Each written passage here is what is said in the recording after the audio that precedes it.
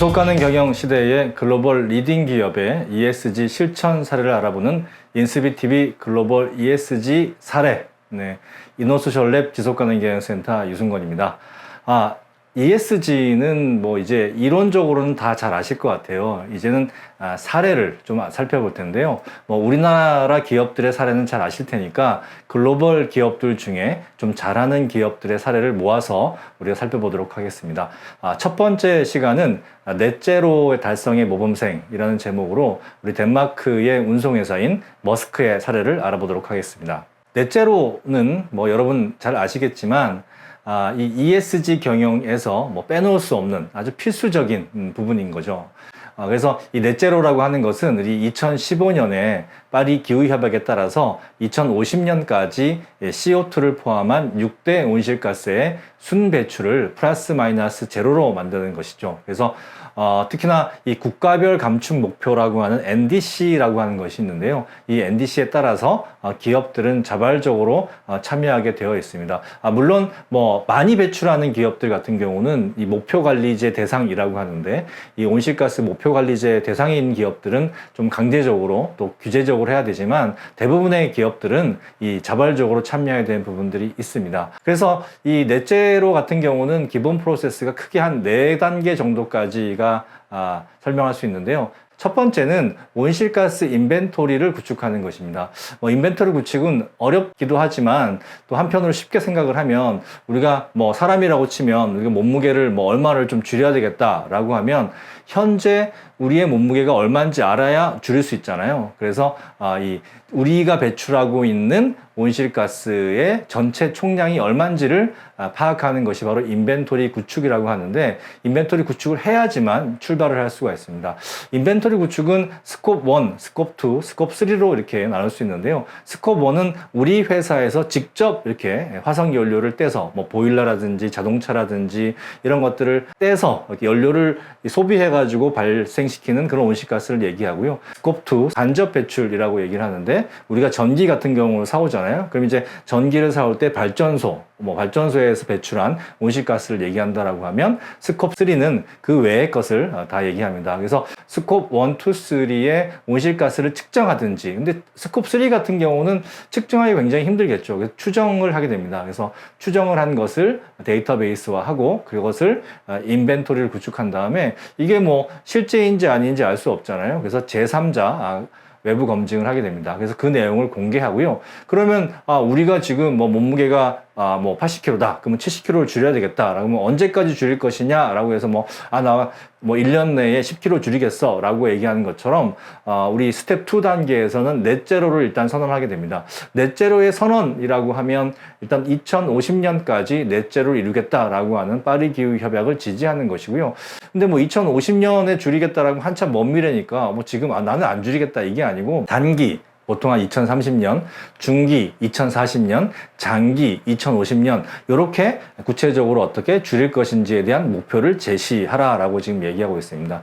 그리고 이제 전략을 짜는 거죠. 전략이라고 하는 것이 방법론인데, 이 방법론을 어떻게 정할 것이냐, 그 중에서도 가장 먼저 우리가 우선적으로 해야 될 것이 무엇인지를 정하는 게 바로 이 전략이라고 할 수 있습니다. 넷째로 전략을 수립을 해야 되고요. 세 번째는 선언하고 전략만 열심히 공부하겠어요, 살 빼겠어요, 아니면 좋은 곳에 가겠어요 라고 얘기를 하더라도 실행하지 않고 가만히 있으면 아무 소용이 없잖아요. 그래서 세 번째는 전략에 실행을 해야 되고 그것에 대한 자원을 투입하라는 겁니다. 그래서 첫 번째 가장 많이 하는 지금 넷제로 전략 같은 경우는 신재생 에너지도 있지만, 제일 먼저 글로벌 기업들이 하는 넷제로 전략은 바로 에너지의 효율성을 어떻게 높일 것이냐. 그러니까 수돗물 열심히 틀어놓고 밑에서 그것을 막는 것보다는 수돗물 자체를 잠그는 것이 필요하다라고 하는 거죠. 그래서 수돗물 꼭지를 잠그는 효율성 제고 전략, 그 다음에 신재생 에너지를 사용하는 신재생 에너지 확대 전략, 그리고 우리 새로 물건을 만들 때 에너지가 많이 필요하니까 새로 물건을 만들지 말고 기존 물건을 재활용하거나 재사용하자라고 하는 자원순환 전략이 있고, 그 다음에 신기술, 신소재, 즉 예전에는 뭔가 일을 하기 위해서는 100이라는 에너지가 들었다라고 하면 이제는 50 또는 30만 에너지가 들어도 충분히 할 수 있는 그런 새로운 기술이나 설비를 개발하는 것이 바로 신기술 수제 전략입니다. 그리고 맨 마지막으로 나무를 심거나 아니면 탄소 흡수를 많이 하는 우리 갯벌이라든지 아니면 습지를 복원하는 이런 형태의 생태계 활용 전략 등을 활용할 수 있습니다. 그래서 잘 되고 있는지에 대한 부분이 스텝 4죠. 그래서 성과 측정하고 개선하고 공개하는 단계입니다. 그래서 이런 스텝 1, 2, 3의 전략 실행들이 잘 되어 있는지를 측정하고 또 그 실행 단계에 따라 온실가스 인벤토리가 변하겠죠. 그러니까 인벤토리를 업데이트하고 그다음에 인벤토리를 업데이트했으면 잘 된 것은 계속하면 되지만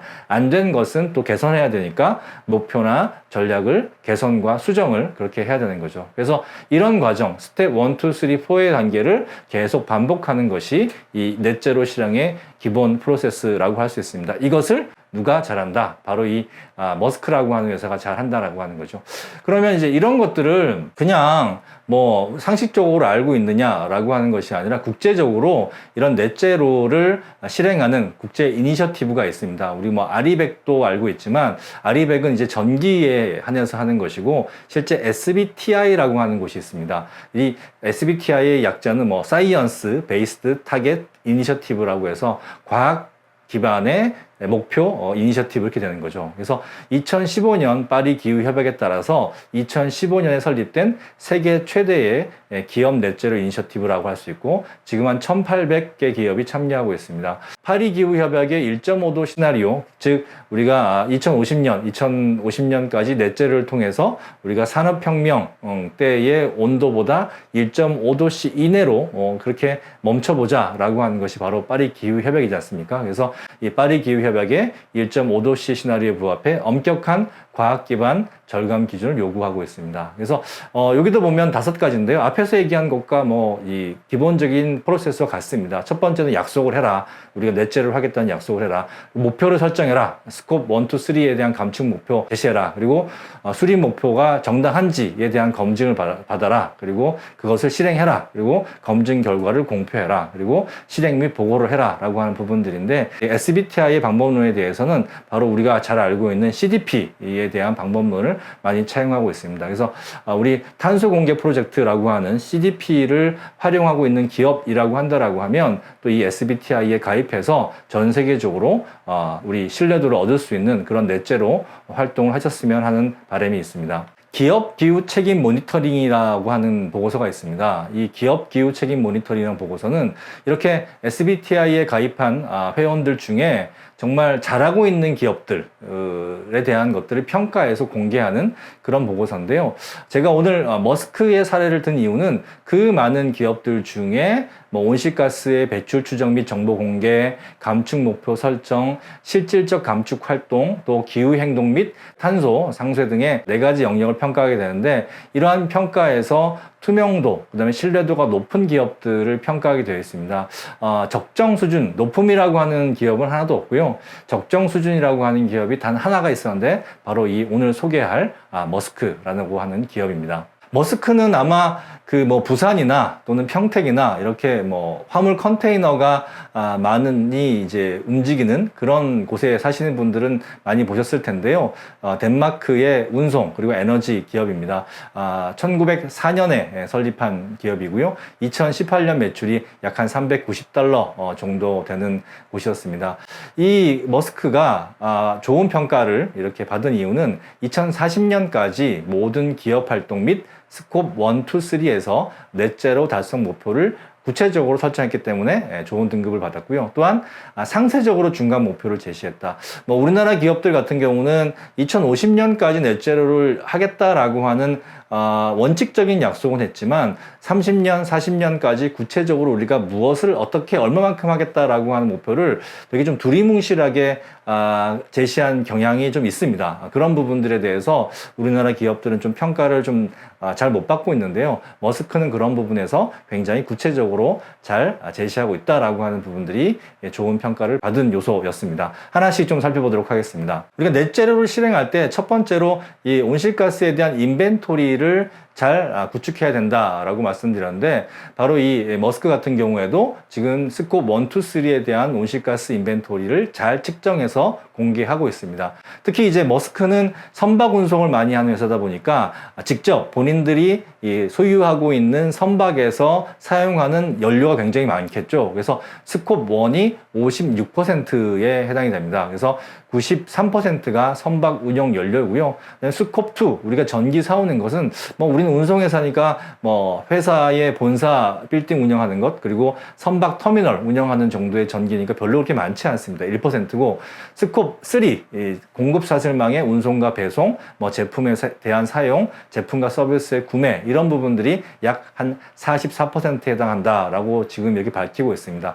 이 정도를 밝히고 있는 회사들이 글로벌 회사 중에 그렇게 많지가 않습니다. 즉, 스콥 1, 2, 3를 이렇게 과학적으로 측정해서 잘 밝히고 있다라고 하는 점이 우리나라 기업뿐만 아니라 글로벌 기업들이 우리 머스크를 또 배워야 할 점인 것 같습니다. 스텝 2는 이제 인벤토리를 구축했으니까 단기, 중기 목표와 실천 전략을 제시해야 되지 않습니까? 그래서 지금 이 머스크 같은 경우는 2030년에 대한 세부적인 전략과 2040년까지의 전략을 지금 제시하고 있습니다. 머스크는 2050년까지 넷제로를 이루겠다라고 하는 것이 아니라 2040년까지 다른 기업들보다 10년 앞당겨서 넷제로를 달성했다라고 하는 목표를 제시하고 있습니다. 일단 2030년까지는 첫 번째 공급망 전반에 친환경 제품 및 서비스를 공급하겠다. 특히나 이제 가장 많은 앞에서 봤던 이 해운 연료에서 굉장히 많은 온실가스를 배출하고 있기 때문에 최소 25%, 4분의 1 이상 친환경 연료를 사용하겠다. 그리고 항공 운송에 있어서도 최소 30% 이상 지속 가능한 연료를, 항공 연료를 사용하겠다. 이렇게 지금 목표를 제시하고 있습니다. 또 2030년까지 1.5도 파리 기후 협약 시나리오에 따른 이 온실가스를 감축할 텐데, 특히나 이제 해운에서 GHG 온실가스 배출 집약도를 50% 감축하겠다. 이 배출 집약도라고 하는 것은 또 여러 가지를 적용할 수 있는데, 즉 우리가 하나의 컨테이너를, 해상 컨테이너 운송할 때 그 단위당, 즉 매출 단위나 운송 단위나 물품과 서비스 단위당 우리가 얼마를 배출하느냐, 그게 배출 집약도거든요. 그러니까 컨테이너 하나당 온실가스를 배출하는 것을 우리 50% 감축하겠다, 이렇게 되어 있고, 해운 터미널, 즉 컨테이너를 실어 놓는 그런 어떤 육지 항구라든지 터미널에 있어서도 70%의 온실가스를 배출을 줄이겠다라고 지금 얘기를 하고 있습니다. 2040년까지는 고객에게, 우리에게 화물을 맡기는 고객에게 100% 친환경 솔루션을 공급하겠다라고 하는 것을 얘기하고 있고, 즉 또 2040년까지 스콥 1, 2, 3에서 직간접 배출 모두를 포함해서 2040년 탄소 중립을 달성하겠다라고 하는 야심찬 목표를 밝히고 있습니다. 이제 목표가 이렇게 분명하고 구체적이다라고 하는 것이죠. 그러면 구체적으로 이제 스텝 3 전략의 실행을 어떻게 하느냐라고 하는데, 전략이라고 하는 것은 어렵게 생각할 수도 있지만 우선순위를 정하는 거거든요. 우리가 모든 걸 할 수 없으니까, 무한의 자원과 무한의 시간을 갖고 있지 않으니까 제한된 시간과 제한된 자원 내에서 우리가 어떤 것들을 우선순위로 할 것인가가 바로 이 전략이라고 얘기할 수 있는데요. 바로 이 머스크 같은 경우는 가장 많이 배출하는 것 중심으로 가겠다. 우리나라 기업들의 넷제로 전략을 보면 좀 안타까운 게, 그냥 신재생 에너지 많이 쓸게요, 그다음에 연료 효율화 할게요 라고 하는 그런 두리뭉실한 목표가 있지, 우리 회사가 가장 많이 배출하는 것이 이거니까 우리는 이것을 위해서, 이 가장 많이 배출하는 걸 줄이기 위해서 어떤 것을 하겠어요 라고 하는 그런 딱딱딱 맞아떨어지는 어떤 논리적인 목표 제시가 좀 부족합니다. 그런데 이제 머스크는 가장 우선순위에 따른 탄소 배출 감축 전략을 내세운 거죠. 이게 이제 정론인 거죠. 그래서 온실가스 배출의 70%에 해당하는 선박 연료 사용 분할을 최우선 전략 과제로 선정을 했다. 그래서 탄소 감축을 위한 4대 주요 활동에 탄소 중립 선박을 도입하고, 탄소 중립 제품 및 서비스를 제공하고, 친환경 연료 개발 및 혁신을 하고, 탄소 중립 관련 법제화의 촉진에 관여하겠다, 이렇게 나와 있습니다. 그렇게 핵심적인 부분들에 대한 어떤 연료를, 친환경 연료를 사용하겠다라고 하는 부분도 있지만,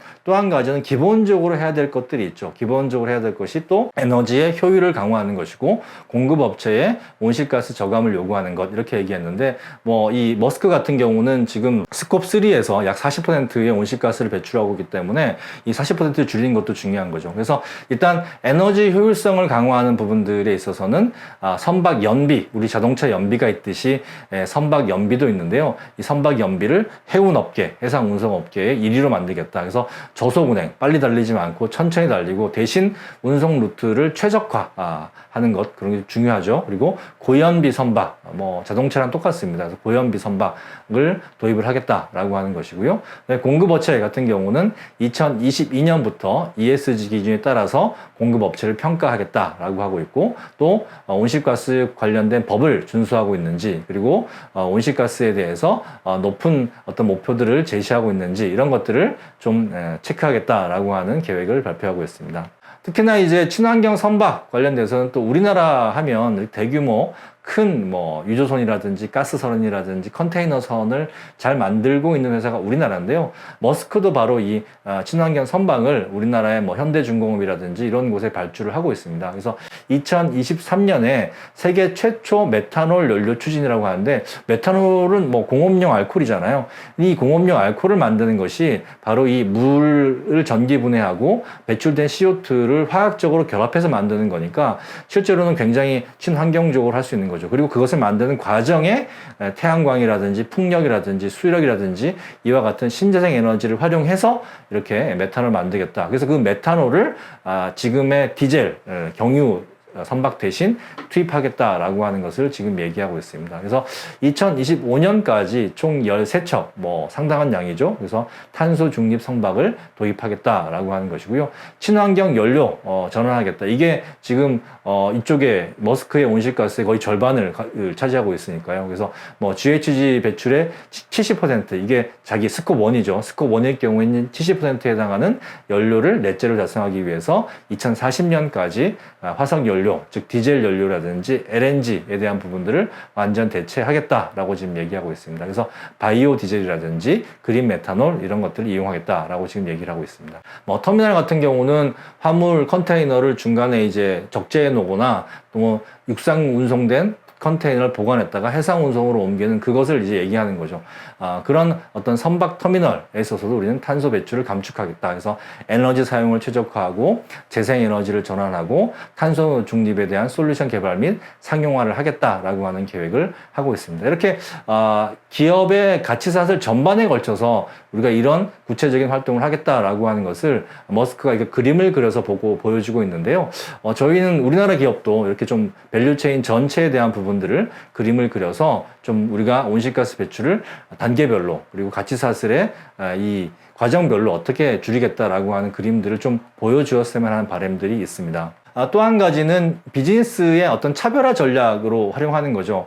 특히나 이제 머스크 같은 경우는 화물을 운송하는 곳이다 보니까 이 화물주들, 즉 뭐 우리나라에서 유럽으로 수출하는, 우리나라에서 미국으로 수출하는 이런 수출하는 기업들이 이제 운송 과정에서도 발생하는 온실가스에 대한 정보가 필요하거든요. 이게 바로 이 스콥 3에 해당하는 부분들인데, 이 고객사의 물류 데이터를 분석해서 GHG 배출량과 집약도를 계산한 서비스를 개발했습니다. 그래서 이제는 내가 유럽으로 이렇게 컨테이너 100개를 보내고 싶은데 이 유럽에 있는 그 고객사가 너네가 운송할 때 발생하는 온실가스도 우리 계산해서 정보를 제공해줘 라고 얘기하면, 뭐 다른 데 같은 경우는 그거 계산해보고요 이렇게 하는데, 지금 머스크는 아예 자동으로 실시간으로 우리 지금 컨테이너가 어디를 뭐 아프리카를 지나고 있고 뭐 수에즈 운하를 지나고 있고 이제까지 배출된 온실가스는 컨테이너당 얼마고 이런 것들을 다 정보를 제공을 해주는 거죠.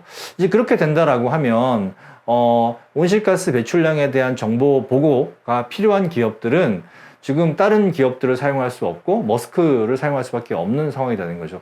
여러분 아마 요즘 이제 항공권 예약을 해보시면 항공권 예약 사이트에 들어가면 이렇게 그 비행기별로 온실가스가 뭐 얼마나 배출되는지 이런 것들이 나와 있는 사이트들이 있습니다. 그런 것들이 바로 지금 그런 서비스를 제공하는 거거든요. 그러니까 우리나라 이제 운송 기업들도 이런 서비스를 제공해야 되는 날이 왔다라고 하는 거죠. 이제 머스크는 이런 것을 통해서 우리가 배출가스도 줄이고, 당연히 이제 머스크를 이용하게 되면 친환경 뭐 선박이라든지 친환경 연료를 사용하니까 온실가스 배출이 줄겠죠.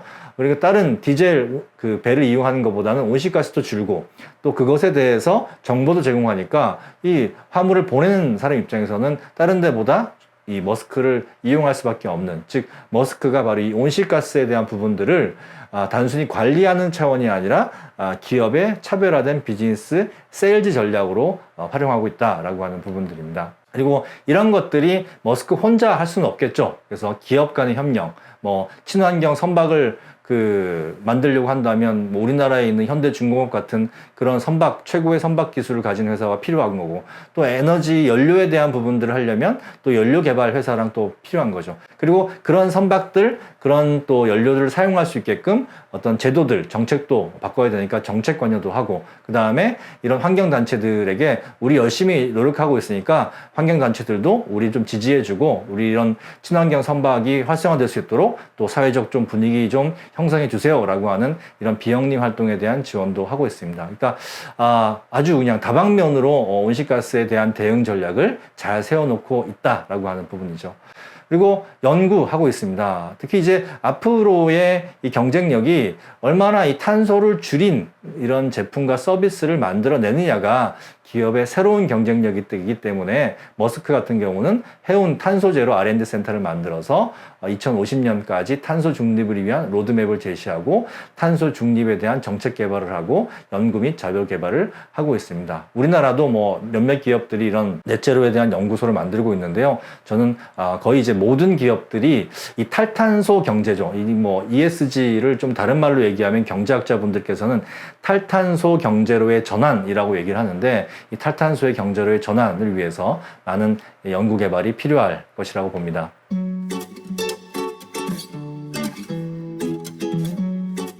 넷제로 달성의 모범생 머스크의 벤치마킹 포인트는요, 첫 번째는 기본 원칙에 충실하다는 것이죠. 그래서 SBTI의 원칙과 방법론을 충실하게 따른 넷제로 실천을 하고 있다. 그것이 뭐다? 크게 보면 한 4가지로 볼 수 있는데, 첫 번째 스텝은 GHG, 온실가스 인벤토리를 구축하는 것이고, 어떻게 얼마나 언제까지 줄일 것이냐에 대한 숫자를 구체적으로 제시한 넷제로 선언과 목표, 전략을 제시하고 있고, 그 다음에 구체적으로 각각의 전략들을 어떠한 방법으로 실행할 것인지에 대한 전략 실행 방법을 제시하고 있고, 그것을 매년 성과 측정을 해서 과학적인 방법으로 이 측정을 한 다음에 그 개선 과제를 도출하고 정보 공개를 하는 그런 부분들을 계속 순환하고 있습니다. 그 다음에 이제 우선순위 전략이라고 하는 부분들입니다. 아주 그냥 아주 주변부에 있는 하기 쉬운 것들부터 하는 것도 필요하지만, 제일 중요한 우리 머스크에서 온실가스를 가장 많이 배출하는 것은 이 배의 이 선박, 컨테이너, 엄청나게 큰 컨테이너 선박의 연료니까 우리는 이 연료의 문제를 해결하겠다. 그래서 가장 많은 온실가스 배출을 하는 것부터 줄여나가겠다. 그래서 선박 연료를 친환경 에너지로 바꿔나가고 또 운영 효율화를 하고 공급망 관리를 하겠다라고 하는 우선순위 전략을 잘 짜고 있습니다. 세 번째는 이 머스크는 바로 이 온실가스를 줄이는 넷제로를 차별화 전략으로 활용하고 있다라고 하는 것입니다. 이제 모든 기업들이 특히나 유럽 쪽으로 또는 미국 쪽으로 수출을 할 때 이 스콥 3, 우리 제품의 운송 과정에서 발생하는 온실가스도 정보를 공개해야 되거든요. 그러면 그런 온실가스, 운송 과정에 온실가스를 줄여주고 또 온실가스 배출에 대한 정보를 주는 운송 회사를 이용할 수밖에 없겠죠. 그런 면에서 보면 머스크는 지금 그 일을 먼저 앞서 나가서 하고 있다는 거죠. 그래서 이제 유럽 또는 미국에 수출을 할 때 상대방에서 온실가스, 운송 과정에서 발생하는 온실가스에 대한 데이터를 주시오라고 하면 이제 머스크를 이용할 수밖에 없는 이런 상황이 됩니다. 물론 이제 앞으로 모든 해운 운송사가 그렇게 되겠지만 머스크가 한 발 빨리 그렇게 움직이고 있어서 바로 이 온실가스 줄이는 문제를, 넷제로를 바로 차별화 전략에 활용하고 있다라고 하는 부분들입니다. 자, 머스크를 통해서 우리 넷제로 달성의 방법론에 대해서 우리가 알아봤습니다.